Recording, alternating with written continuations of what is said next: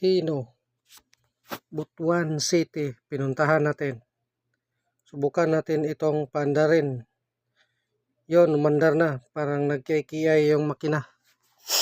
Ano ba ang gagawin natin ito kapag ganitong problema sa makina? I-overhaul ba natin o titingnan pa natin yung ibang parts or injector? Kasi kurog-kurog tapos maingay yung engine. Low power talaga, yon, maingay talaga. Tsaka parang gitipos po yung engine. I-diagnose ba natin na engine talaga yung sira o titingnan natin yung ibang parts tulad nito? Kaya nagdesisyon na tayo na tanggalin yung injector at ipa-rebuild. Ang 4 na injector ito ay tapos na po itong na-rebuild. At saka ikabit na po natin ito. Kasi yun ang desisyon natin na nakita na may problema. May filter na papalitan natin. Yung lahat ng filter, 3 talaga yung filter nito. Ito yung filter na to, yung filter sa injection pump mismo.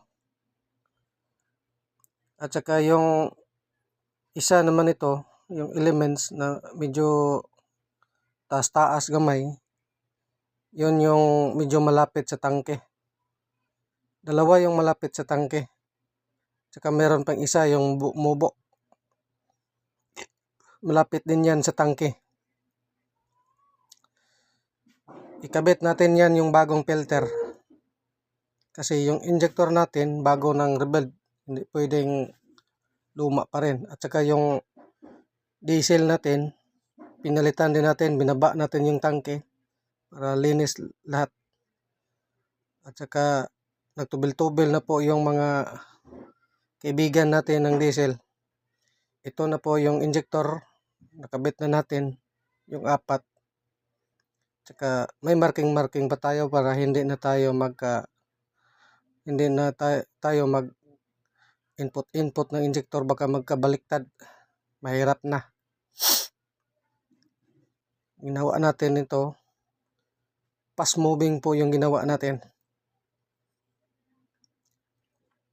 Kasi kapag magkabaliktad, mag-check engine talaga.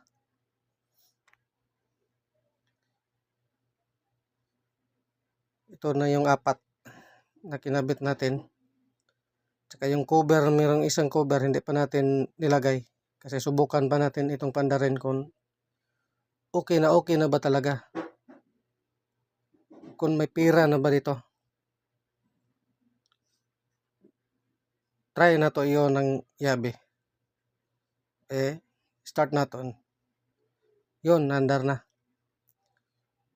So wala nang ingay. Tapos wala na rin kurog-kurog. Kaya nga sa ganitong problema, hindi tayo basta-basta magdesisyon na yung engine talaga yung may problema. Kailangan i-diagnose natin ng mabuti. Para hindi tayo magkasipyat-sipyat. Mahirap na. Mas lumala pa yung sakit. Lumalaki pa yung gastos. So okay na, wala na pong yung problema. Wala nang ingay at saka wala nang kurog-kurog. At may pira na rin dito. Tapos naog tagamay.